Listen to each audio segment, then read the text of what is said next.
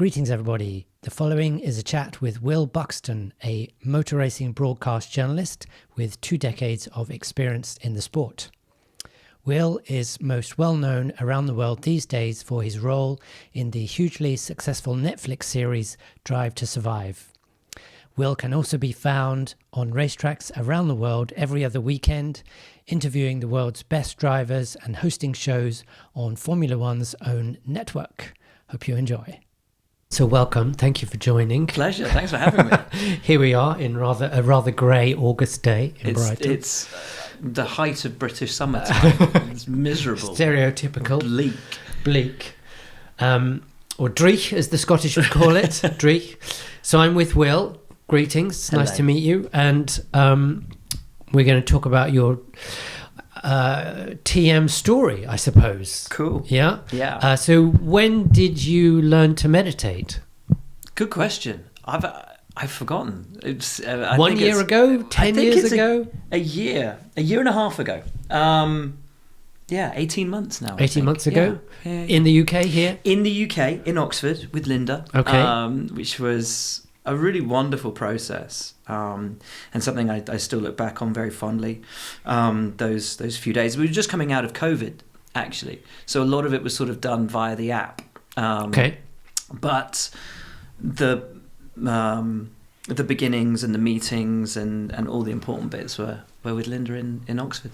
And what brought you to learn? What was going on in your life that necessitated you thinking, I would like something I need help in some way? What did you need help with? What was going on? It's never just one thing, is it? I have time. It was the build-up of a lot, but the real tipping point for me was I suffered an anxiety attack on the motorway out of absolutely seemingly nowhere. I'd never had anything like it happen to me before, and it terrified me.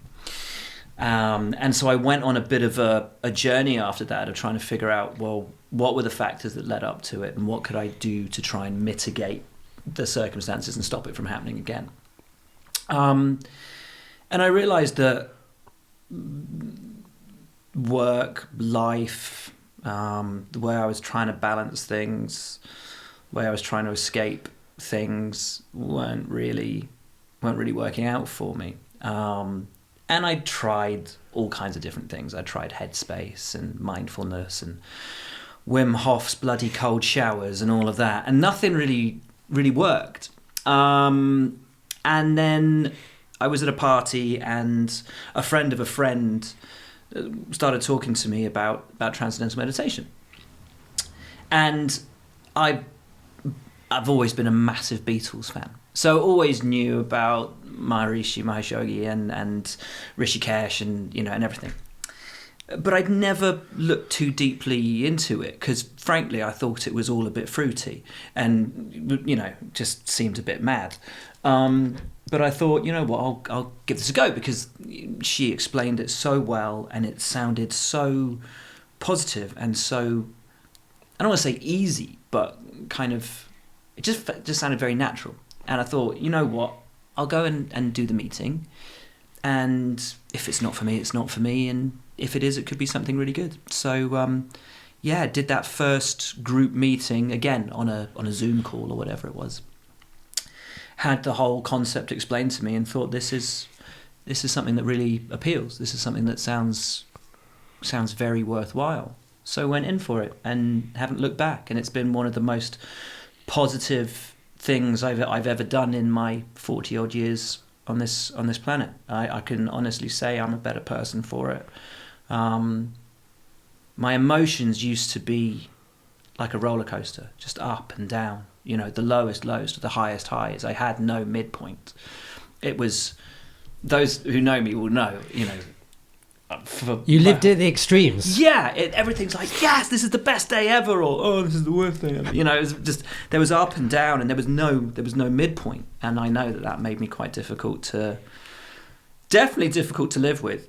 And to have found something that gives me more of an even keel, where I've been able to, and I know in myself where I've been able to find kind of peace and that midpoint where, yeah, I do wave, but it's not the crashing up and down anymore. It's far more neutral. That doesn't mean I've lost the essence of who I am. I'm still excitable and silly and emotional, but the extremities have certainly gone. I want to wind back when you said you tried Headspace and stuff, but they didn't work. How do you know they didn't work? What was your measurement of working? Did they make me feel better? Was it something that A, I could stick to, B, I felt I was getting anything out of, and C, made me feel that they were having a positive effect on me? And the way I knew they weren't was because I didn't stick with them. It was just too much of it was a real effort. And I thought, it can't be this hard to feel better. If this is supposed to be helping me, and it's really difficult, and I'm not enjoying it, why am I putting myself through this? And it just didn't do anything for me. Same with the cold showers, First time you do it, you get out and you think, I feel pretty good. And then day 4 or 5, you're like, I can't keep doing this. It's just not good for me. They just, but it, if something works for you, it sticks. And they just didn't, because they didn't stick. Gotcha. Okay. So 18 months ago, so you had your panic attack, and then have you had one since? I've only had one since, but that wasn't since I've started doing TM. But yeah, that was pretty terrifying. Again, middle of COVID, I was still traveling a lot with work. I was doing PCR tests every 72 hours. There was a lot going on as well. In my life, personally, also with work, that was very unnecessarily stressful, and had put me into a place where I was really not happy and not in a good way. But I didn't realize how much that stress and anxiety had built up until I was driving down the motorway to go and have a PCR test for a flight I was taking a couple of days down the line. And I thought I was having a heart attack. My chest tightened, I couldn't breathe, my hands started to claw on the steering wheel. And it was one of those smart motorways that didn't have a hard shoulder, obviously. So I'm panicking at 70 miles an hour. What do I do? Where do I go? Managed to turn the steering wheel, kind of using my elbow and my clawed hands. Used my knuckle to phone my now wife. And I couldn't talk to her because my mouth was sort of hanging. I was like, and my whole body was just felt like it was shutting down. And I thought, this is it. I'm checking out on the M42. Terrifying. But started to kind of get my breath back. Phoned an ambulance. They turned up and they said, yeah, you've had an anxiety attack. Never had one before. But it was clear at that point that it was a shot across the bows for my body of just saying, you can't keep going the way you are. You can't keep dealing with things or not dealing with things as you have been. You've got to find something that levels you out. Wow. That's a wake-up call and a half. Yeah, it was. It was pretty scary. And then just by the by, at a party with some really good friends, and a friend of a friend was there, and we were talking in the kitchen, and I explained what had happened, and she said, "You've got to try TM."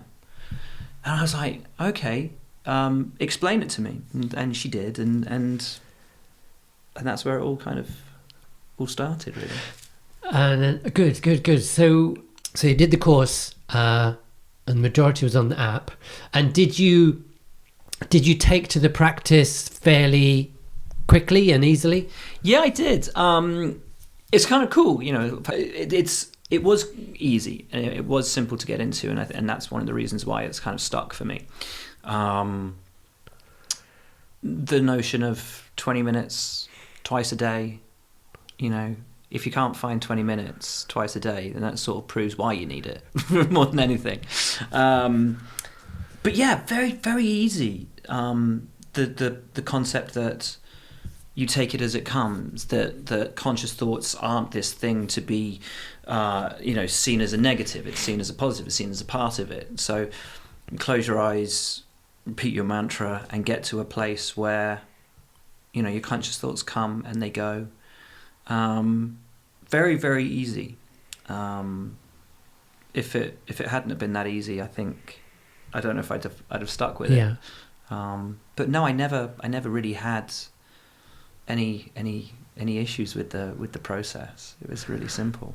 And so, I'm interested in.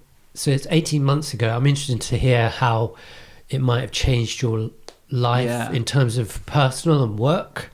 Can you just explain what your work is? Because I know of course. Not everyone knows. So I work in Formula One as a broadcaster and sort of broadcast journalist.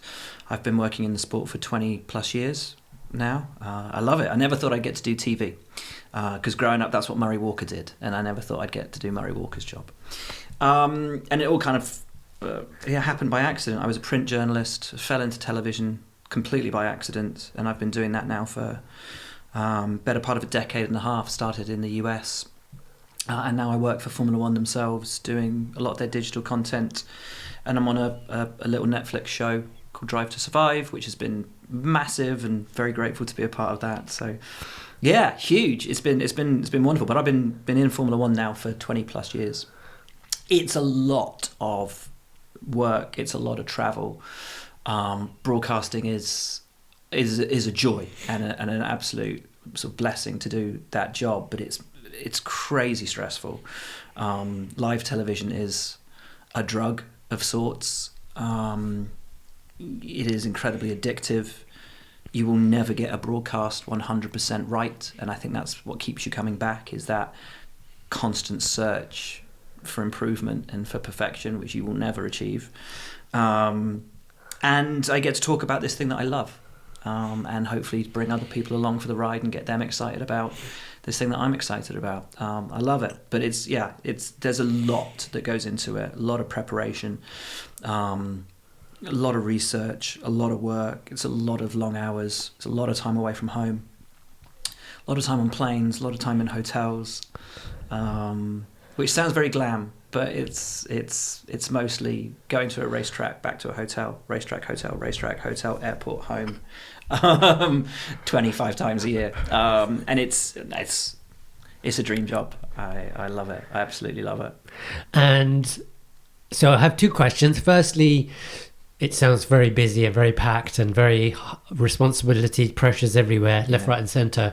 Does that mean it's a challenge, A, to fit in the meditation, and B, if you can, doing it is probably a good idea. It probably helps. So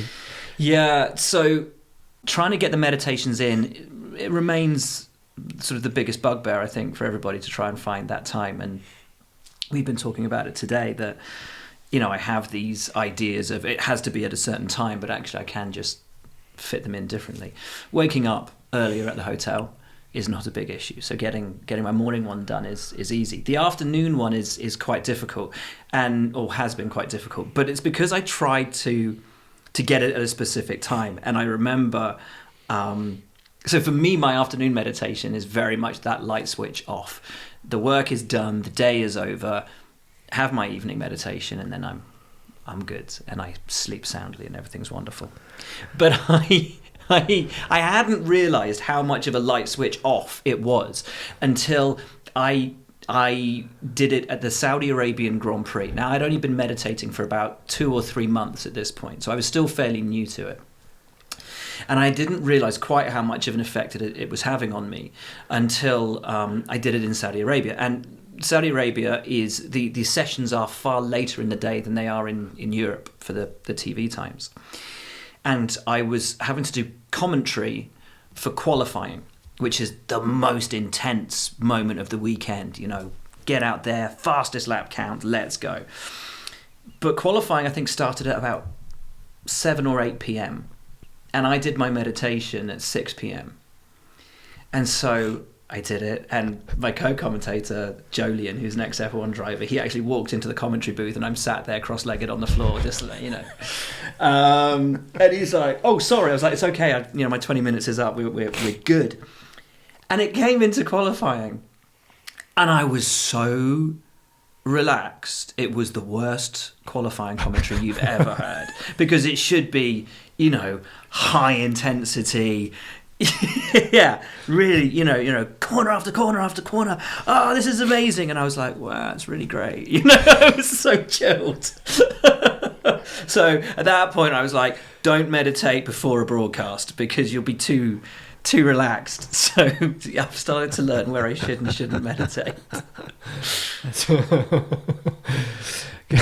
For you, what does it feel like to meditate? Oh, wow. So I've been asked this a lot. I think, TM is kind of handed down person to person, really, through recommendations. And I think it's such a gift that you can give somebody, this sort of freedom, and this real sort of peace of mind. And if somebody asks me what's it like, we all know the well sort of worn trope of the little wooden boat and the big crashing waves and jumping off the side of the boat. But I tried to explain it to my daughter, and she said, "But if you jump off the side of the boat, won't you drown? And how do you have to hold your breath for the whole 20 minutes?" And I was like, okay, we've got to find an easier way to describe this. So the way I've described it to people is like being in an elevator, and you get in on the top floor with all of your stresses and your anxieties, and they're the other people in the elevator. And then the elevator starts to go down. And you'll go down a couple of floors, and the doors will open, and some of them will get off. But into their place will come a couple of conscious thoughts. And then you'll ride them down a couple more floors, and then they'll get out, and one more might come on. But eventually, it's just you and your mantra left in the elevator until your mantra gets out, and then it's just you riding down in the elevator to the next few floors. And it's just peace, the occasion where, if you're fortunate enough to reach that point where the mantra does go, and it doesn't happen, as we know, it doesn't happen every time. I remember the first time it happened, and your brain suddenly kicks in and goes, "Oh, we're doing that thing. We've only heard about this before, and we're there. This is it." And you go, "Stupid brain, shut up! I was really enjoying that." But when you realise you've been there, and for me, the first time I realised I'd got to that point where it was pure thought, no conscious thoughts, no mantra, no nothing, absolute peace, absolute quiet, at one with pure thought, pure consciousness. I burst into tears in the middle of my meditation, and was this sitting cross-legged on the floor at the Saudi Arabia Grand Prix? No, it wasn't. I was at home, but it was such a wow moment. It was incredible, absolutely incredible. And again, if people are sort of listening to this and haven't found that, they might think it does sound fruity and it does sound weird and stupid, but I kind of think that there's got to be more than what we see and where we are, and we know animals and insects can hear sounds that we can't hear and can see things that we can't see. So we know there's more to consciousness than our awareness allows us to experience. So if we know that and we accept that, we have to be able to at least have an understanding or appreciate that there might be an ability to go beyond, and that there are more than the simple states of awake, asleep, and deep sleep. That there's more. And I was skeptical, massively skeptical, but to have very simply and very easily, with no effort, sat there with my eyes closed repeated my mantra to myself and hit this point where there was, for the first time in my life, nothing but, and you don't realize it until you come out. You don't even realize you're there. But the moment of awareness of, holy shit, everything's gone. Everything's gone. You're like, okay, yeah, that actually just happened. It's a big wow moment. It's huge. It is good. Yeah, and I think, like you said earlier, the first time it happens, it's quite a dramatic thing. Yeah, But then, like anything, if it happens more times, then it becomes more familiar. Yes. And it becomes normalized. Yeah, and your body almost when I started meditating, I remember the feeling of kind of dropping down levels, and my body was almost sort of resisting it, going, "Oh, this is a bit weird. What's going on here?" And then it relaxes into it, and you're like, "Oh no, it's okay. We've been here before." And your mind's like, "Yeah, we don't have to freak out about this. It's all okay. We can keep going." And then you sort of drop. It's like going to the gym. You know, the first time you look at all of the machines and you think this is terrifying, and you try and use one of them, and your muscles go, "Well, we're not using that again. That's horrible." But the more you use it, the more your muscles get used to it, and yeah, you know, and your brain is the most powerful muscle that you have, and allowing it to be restful yet so alert, to be in that state is. You've got to try and recondition 40 years of your brain thinking or being that aware, mm-hmm. to get it to a place where it's that relaxed and that calm. Yeah, it's quite something. It really is quite something. How different do you think your life would be now if you hadn't started Transcendental Meditation? Ooh, that's an interesting question. It's impossible to say, isn't it? It is, I know, it's kind of a trick question, but you take a guess. Well, for the sake of entertainment. Yeah, I think the one thing I know for sure is that it has positively affected all the relationships that I have in my life. So that's with my family, with my wife, with my daughter, my professional relationships, the way I approach my work, the way I approach my everyday life has changed completely. I'm a much more rounded and calm person than I was. My relationships are far better now than they were. I think I have a greater level of understanding, and a great deal of that is. I think when I started on it, I thought that transcending would give me a better awareness of. Is it a discovery of self? And part of me thinks it is a discovery of self, but it's also the rejection of an ego, and an ego not being necessarily the what we think an ego as being, which is sort of a narcissistic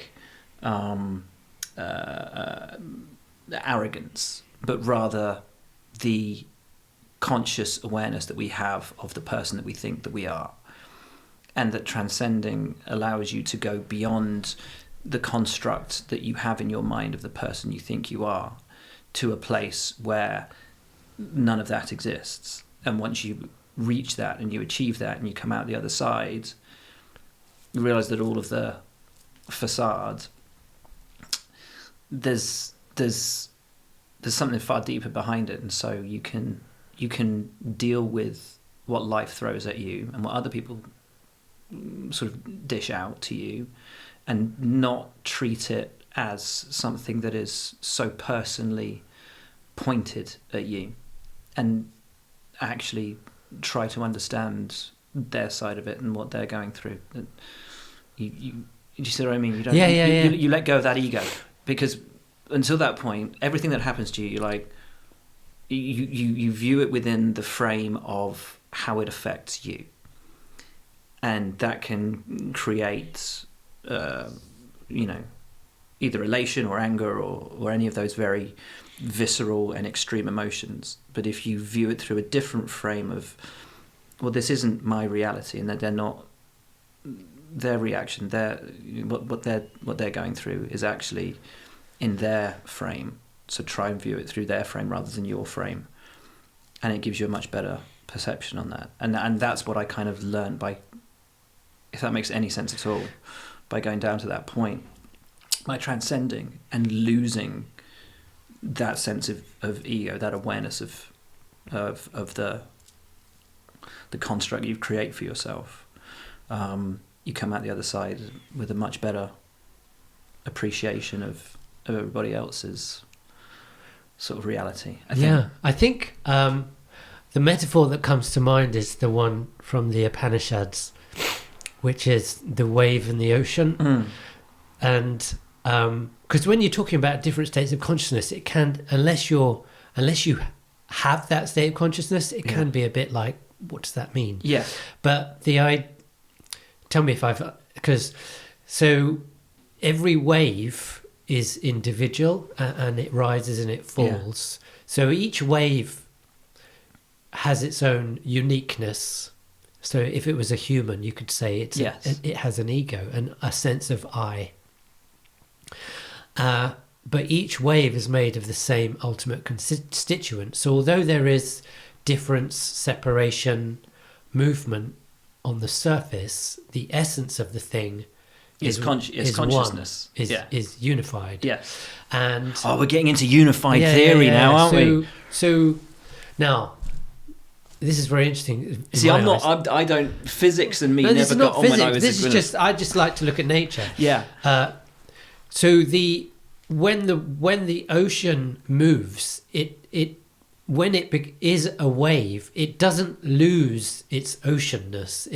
It just is expressed as an individual wave, but it's still the ocean. So in a way, it's not really one or the other. It's both. Yes. And what I found in life is that I think what you're talking about is that for some reason, until we have an awakening or we do some meditation or something happens, we think we're only living on that surface tip of the wave, and that's in our body, and that's what we are. We don't appreciate the ocean aspect at all. Yeah, it's until then you are living very much with the sole appreciation of your place within the world, believing very much that you are the center of the world and that everything revolves around you. And that's quite an immature way of dealing with things. And, as a child, you think the world revolves around you. And as you get older, you learn that it doesn't. But still, the only frame of reference that you have is the only frame of reference you can have, which is through your eyes, the way you experience the world.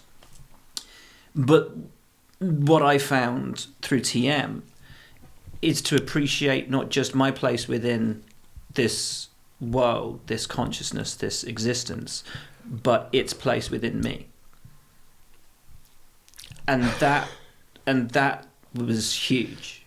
And that was I think one of the biggest lessons and one of the biggest sort of takeaways from it. And that's what sort of moved me and affected me the most. Yeah. That we are all part of this one, however we want to describe it, whether we're all part of, one unbounded ocean of consciousness, as Dr. Nader says, or, whatever. It's if consciousness is all there is, that we are ultimately all bound by that one life force, that one energy. And, if you're a religious person, you may see that energy as being God.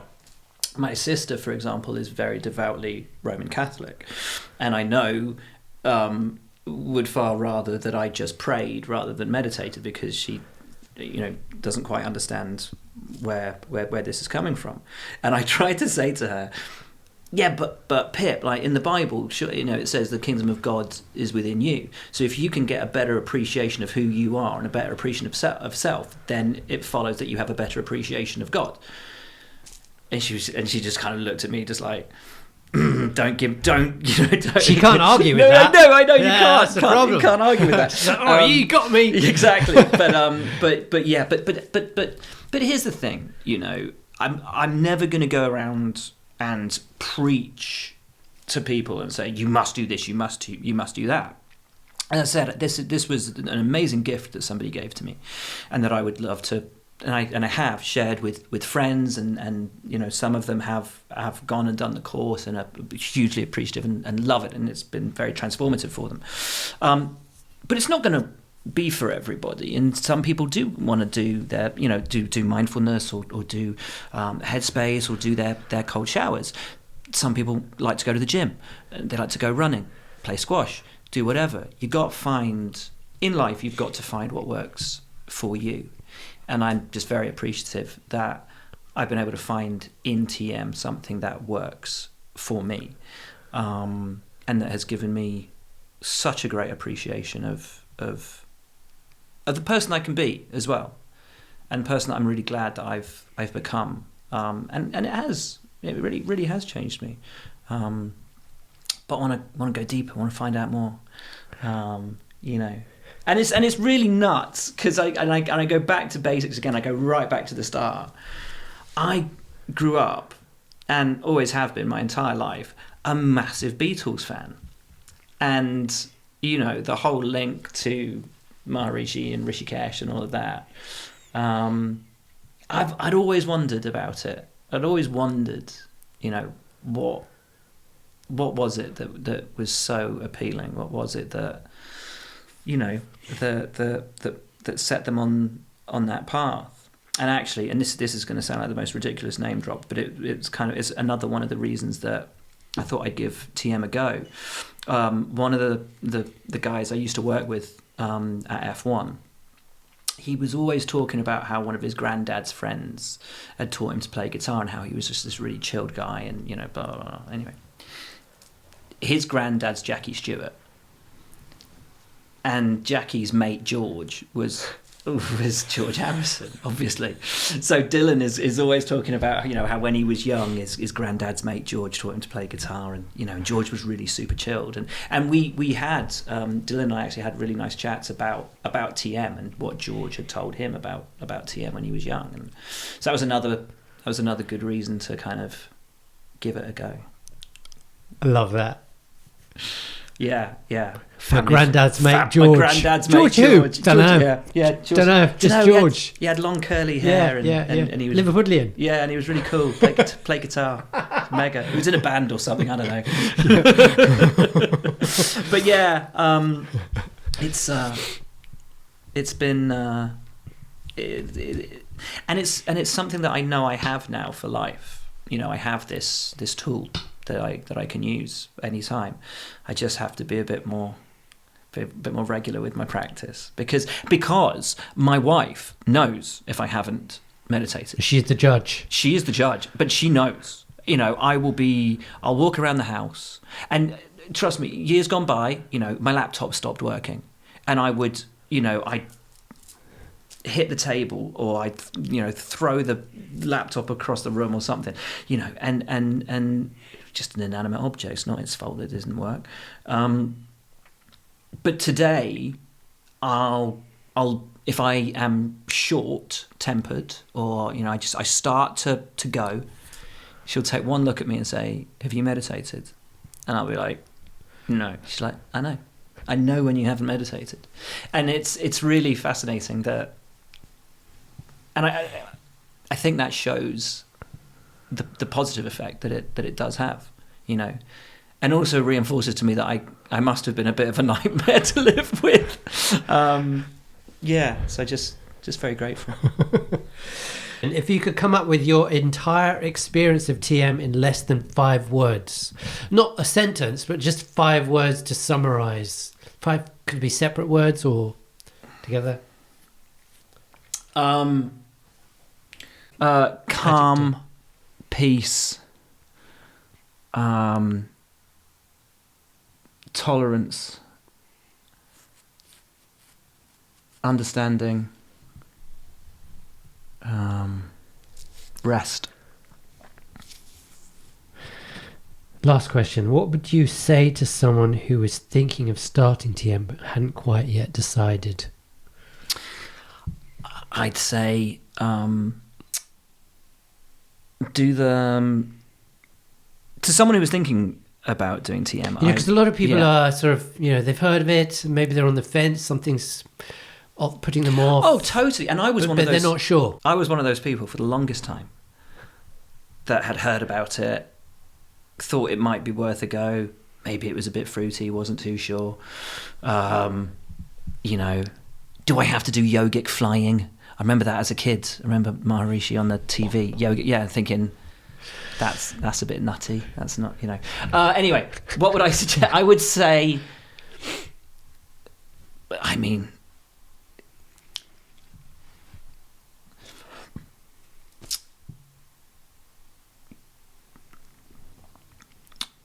the introduction that I had to it was from a friend, and then the first step is literally an hour of hearing what it is and why it works and what the theory is behind it. So it's an hour. Give it an hour, and if at the end of it you don't think it's for you, then you don't think it's for you. It's really simple. But if there is any element in it that you think, that sounds like that might be quite helpful, give it a go. It's not some mad crazy cult. They're not going to steal your money in your house, not going to brainwash you with all mad stuff. It's not a religion. It's just, I have this word, this sound that I say to myself twice a day, and somehow I don't know how it works. Me neither. It takes me to a place of total calm that helps me to deal with the crazy bullshit that this world throws at you. And we are in a stress... what are they calling it now? It is a pandemic of stress. It is a global... It's a killer. We have never had stress at the level that we do in the world today. Whether it's from work, whether it is the ridiculous anxiety created by social media, the anger that just bubbles up in everyone through everything, whether it's the news cycle, whether it's, as I say, social media, the necessity to constantly work as prices rise consistently, and we worry daily for ourselves, our families, our way of life, our normality, everything. It's a really difficult reality to live in right now for a lot of people. How do you deal with that? Everyone needs a coping mechanism. Everybody needs something that will calm them and just take the edges off, and this is, for me, something that's really helped. I guess that's beautiful. I guess really eloquent. I guess that's it. It's just, but it is. It's life is hard at the moment, and the additional stresses that exist today that never existed before are awful. One of the reasons I think that my anxiety got as high as it was because I couldn't disassociate myself from social media, and that the more followers I got, the more negativity that came, hatred, death threats, all those kind of things, really nasty. But it doesn't have to be like that. It could be, you're struggling with body image. You're struggling what happened with me was I was getting so wound up with sort of political situations, and it was global or national, and I just kept seeing over and over again things getting posted that just infuriated me and made me angrier, and you feel powerless and you can't do anything, and it just bubbles up inside you, and that compounds that, and it just builds stress, anger, anxiety, work, money, Need something to take you away from that, and the ability to disassociate, to go beyond, the mortal realm that we have, to get to a place of peace. And that's all it is, just peace. Whether you like the analogy of, and it is still a lovely analogy, that you're on the boat and you have the crashing waves of stress and anxiety, and you can look at those waves and say you don't exist, and they do. Or you can look at those waves and tell them not to crash down on you, but they still will. Or you can jump off the side, transcend, drop to the ocean bed where it is calm and peaceful, and just sit there for 20 minutes twice a day and let all of the world's bullshit go on way up there. And the biggest lesson of all, and the first thing that we're taught with meditation, is take it as it comes. But that's something that you can take into life as well. It doesn't just have to be with your meditation, it can be with life. Okay, you're stuck in a traffic jam. 2 years ago, I'd be screaming out of the window at nobody in particular about the fact that I was going to be 10 minutes late for a meeting that really didn't matter. Now I just sit there, take it as it comes. There's nothing I can do to change this. It doesn't mean I don't care. It just means there's nothing I can do. Take it as it comes and just let it be, I guess, That's it. That's it. Brilliant. But it's what you say there about letting you fit into your own skin. That's a big part of it. Yeah. Because we and particularly in the world now, we're all struggling to fit in, or who are we? Where do we fit into this world? And a lot of people struggle with that.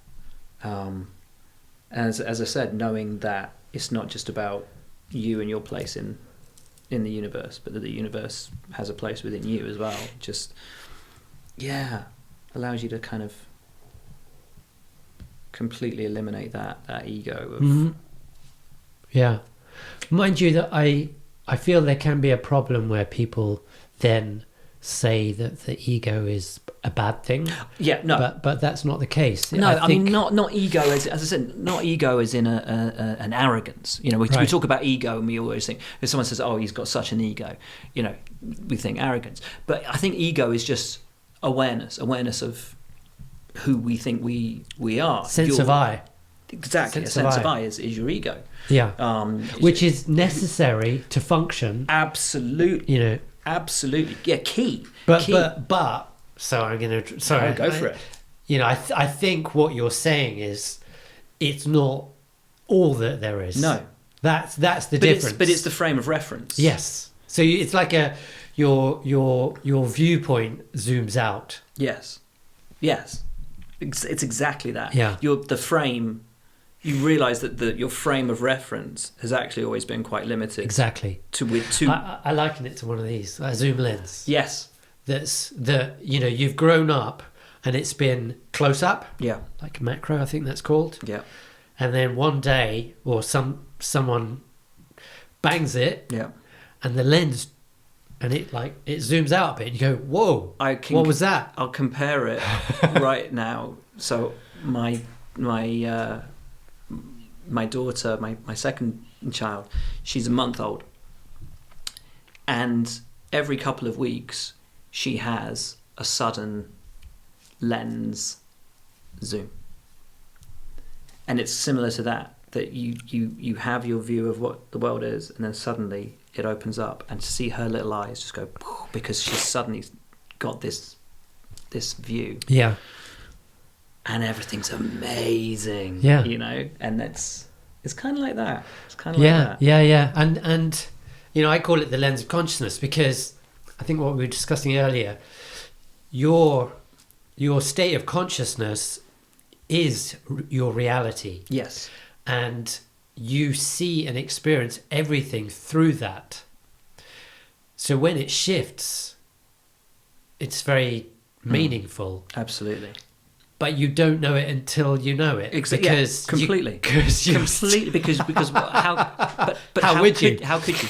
Yeah, you couldn't. So, and I've always been interested, like, you know, sometimes you have a shift or something, but it's not something you were even looking for. No.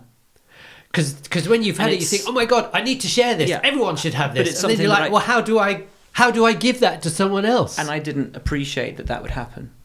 One of the things we didn't talk about yet, but with that first meditation in the morning, that light switch on is really... It's still recording. It's going to go. 57 minutes. Is really... We'll go quick. That light switch on in the morning, it gives me focus and allows me to compartmentalize all the work that I need to do. Because I have so much going on with work that actually to have this ability in the morning, do my meditation, and then it's like, right, I have increased impetus, focus. Oh, and I had a medical last week, right, for insurance purposes. Doc comes round, does my blood pressure and heart rate and all that, and goes, oh, you must work out. I'm like, what? He's like, your blood pressure's really good, heart rate's great, like really, really calm and all this. And I'm like, I haven't been to the gym in a year. He's like, oh, well, your blood pressure's amazing. I was like, okay. So, and apparently that's all part of this brilliant, beautiful thing. So no need to do any exercise or go to the gym. Just meditate. My belly says otherwise. I definitely need to go back to the gym. I don't. Yeah. You got to compete with those young drivers, right? I have a sympathy belly. That's the excuse I've had for the last 9 months with my beautiful pregnant wife. That I see. You joined her. I joined in. Yeah, I joined in. You carried the same amount of weight. That's what I was going for. Absolutely. I don't have that excuse anymore. I told you that you're growing in empathy, and this is it. I now have a rest that I can lay my beautiful child on my belly. But no, need to get rid of that. So yeah, do need to go back to the gym. But in the meantime, yeah, apparently blood pressure's great. So thank you, Maharishi. Good times. Have you ever driven in a Formula One car? Yes. I raced some single-seaters. I actually raced against Max Verstappen back in 2014 and Lance Stroll when they were first starting out. I say raced. I shared a racetrack with them. Okay. Did you win? No, God, good Lord, no.